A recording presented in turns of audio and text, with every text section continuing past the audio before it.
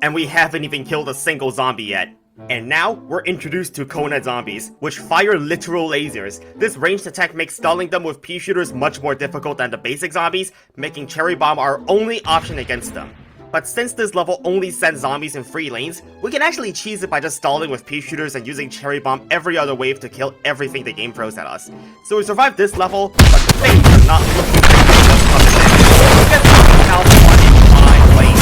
Cherry Bomb won't do the job anymore, so we need pea shooters to start putting in some work, and somehow afford them with only 2 sub powers. I honestly thought this was an impossible task, but the zombies being more spread out actually helped us, as each pea shooter had fewer zombies to deal with, which let us kill some of them at the very least. However, it's not all good news. I found out the hard way that Conehead laser beams pierce through plants, so walnuts can't even protect plants behind them in this scenario. But actually, they just protect our plants slightly differently now, as walnuts now rapidly heal plants around themselves by sacrificing their own health. They essentially absorb all damage that the plants around them take, and this unexpected discovery made protecting our plants across 5 lanes much easier than I expected, so this was actually the easiest level thus far. 4 levels in, and we've beaten all 4 on our first try. Surely this mod can't be that hard. Well, let's skip forward to 1-6, where the difficulty is apparent, because here is where our nightmares truly begin. Pole vaulters were buffed in 5 different ways in this mod. Now moving twice as fast, jumping for triple the distance, each plants twice as quickly, and now jump over the top. Well, we literally lost the first pole vaulter that spawned. Oh, but I haven't even mentioned its 5th buff. Pole vaulters now teleport forward when they reach half HP. They have literal cheats turned on, while we have literal pea shooters that do like no damage. Thankfully, this was a 1 flag level, so I could counter all the pole vaulters by using cherry bombs and just sacrificing lawnmowers. Since we have more lawnmowers than there even are pole vaulters, I was able to get by for now, but you know what's next, right? That's right, 1-7 has the same zombie lineup, but the level is now twice and we have no pea. I guess there's also Potato Mine that I haven't shown yet, but did you know Potato Mine gives damage amplification? It makes all plants do double damage temporarily, which feels like such a random gimmick, but we'll need any help we can get, since no pea doesn't really help us much. It's just a pea shooter that costs twice as much but slows down zombies. I mean, slowing down zombies doesn't matter because we still have no way to take down pole vaulters without Cherry Bomb. And once Cherry Bomb's my cooldown, my only defense is just to sacrifice a lawnmower or pray that we somehow take it out and risk losing the game instead. The latter obviously backfires because I didn't account for their teleportation here. The worst part is that all our plants are either expensive or slow cooldown, so it's difficult even to afford short-term defense quickly. And right now, the early game is just a game of Cherry Bomb, Lawnmower, or Bust. And after I still couldn't figure out how to kill early vaulters, I resorted to sacrificing lawnmowers early on in hopes that we could build a strong enough defense later. Now you'd expect that we have an insane defense to show for by losing all but one of our lawnmowers early, but all I managed to get was just a column of snow. Oh, and to add insult to injury, this mod has a 5 times spawn rate multiplier on flags on top of the already 4 times increased spawn rate. So you tell me how I was supposed to defend 13 pole vaulters at once with this defense. 20 times increased spawn rate for flags, very balanced indeed.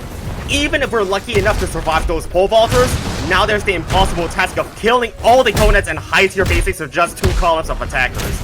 Even damage amplification won't seem to make a difference at all, and there are just too many zombies even for our walnuts healing to keep up. With such weak plants, this many zombies, sunflowers nerfed to the absolute abyss, and absolutely ridiculous pole vaulters, this is the first taste of just how absurd this mod gets.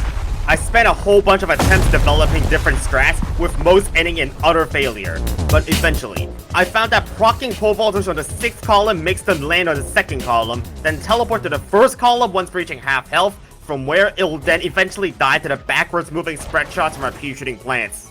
Without doing this, we won't have enough damage against everything, and if a pole vaulter passes the 6th column, it's pretty much a guaranteed loss without Cherry Bomb because they instantly jump into the house otherwise. So, even knowing a strategy that can deal with them, it still took me several more attempts not to die early while setting up this defense. And after an hour of playing this level, I finally got a run where I got favorable enough spawns early and got enough spawners to counter the pole vaulters. That's not to mention I also had to figure out that pole vaulters teleport slightly more than 1 tile, which makes a massive difference here because it means no piece in the back can't hit pole vaulters with their regular attack, so this placement utilizes their spread shots even more efficiently. After making every possible optimization, I could finally save my Cherry Bomb for the first flag of Pole Vaulters, allowing me to stall the rest of the brown coats long enough for pea shooters to cycle back to another Cherry Bomb. And at last, we defended the first flag without losing the lawnmowers or the game. An hour of work to find a way to defend just the first flag is absolutely crazy work. And thankfully, the waves afterwards were nearly as bad since there's not a 20 times increased spawn rate until the final wave. That's how I managed to beat 1-7, and if you thought that was crazy, it gets way worse in the later world, so keep watching to find out. Let's move on to the next step. With more than 6 plants now unlocked, I can start choosing my seeds every level. At first glance, Buckethead zombies seem unchanged, but they actually have significantly more health and move faster the more damage they've taken. That all sounds scary, but since Chompers now stun the zombies they attack with 95% uptime while dealing high damage, it's the perfect counter against Buckethead. But that's not all. Chompers now also heal all the plants in the free area around itself every attack. This green bar, which represents Walnut's health, and its slightly increases every time a Chomper hits to an attack. This makes Chomper and Walnut a fantastic combo. One of them tanks the hits and the other heals it back up. Our defense was left pretty much unscathed by the time we tanks to the Chomper heal.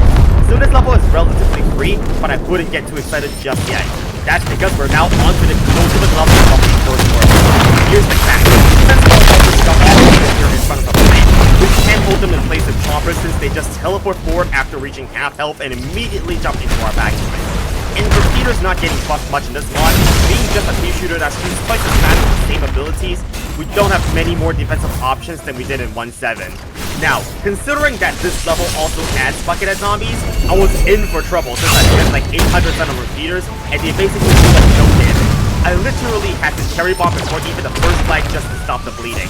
And if you remember, 20 times more zombies spawn on flag waves, and now that there are Buckethead zombies, you're telling me I have to kill all of these 50 Buckethead zombies that have 3,000 HP each. Just to highlight how stupid this is, the combined health of all these zombies here is higher than Dr. Zombosses. Like, good luck defending this without infinite Cherry Bombs. This puts us back in the same predicament we were in 2 levels earlier. How did we not get absolutely steamrolled by the first flag if doing the same thing against certainly won't do the trick? If I wasn't getting completely cooked by Buckethead on the first flag, I was losing the best of fights with Pole Vaulters. Not only that, I was getting some of the most stupid interactions of my run. Like one time a Pole Vaulter seriously MLG jumped over a lawnmower, letting it make a run straight into the house. You can't possibly make this up. But through sheer chance, I managed to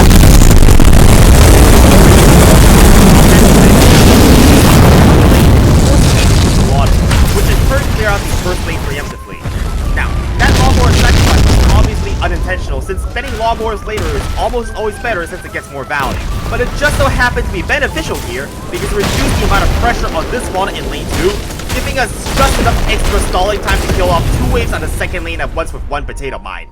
That 1 potato mine single-handedly saved the run by providing us massive value, but being such an easy interaction had this maneuver not just found I would have thought it not get very far, but luck will always be a part of the process of beating these levels. I got away with it this time, but you'll see just how bad it gets in the later levels. Now, let's move on to the last level of World 1. The last level of every world is a conveyor belt level, where, you know, you have to survive the onslaught with random plants.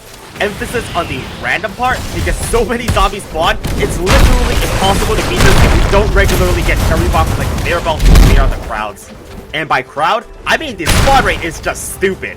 Cherry Bombs in this level sometimes don't even survive long enough to explode because of how many coneheads there are. And guess what? Whether we get Cherry Bomb or not is just completely random. So if we get an unlucky streak and don't get any Cherry Bombs for a few waves, then death is basically inevitable, and we have to watch the entire defense fall apart and eventually lose the whole game. Considering it's literally just a game of Cherry Bombs, this level could have taken an eternity of but thankfully, I did get through it in just 2 attempts, but what doesn't take an eternity is just pressing the subscribe button. It's completely free, takes only 3 seconds, and supports the YouTube channel. Now back to the video. We got through World 1 relatively smoothly, but this is just the beginning of our journey in the first of 6 worlds in the 40 Crumbs mod. And now, time to begin on World 2. Now it's nighttime, sunlight no longer falls from the sky, and the menace of Newspaper Zombie is here. Prepare yourselves. If you thought that Puffshroom would be the saving grace at nighttime, they now last for literally only 15 seconds. You can't even have more than 2 of them on the lawn at the same time. That's how badly nerfed it was. But here's the thing, they now also do triple the damage, so is it really a nerf? Well, I'd certainly say so, considering these basic zombies have 8,000 HP. Like, what's a Puffshroom gonna do about that? Sure, damage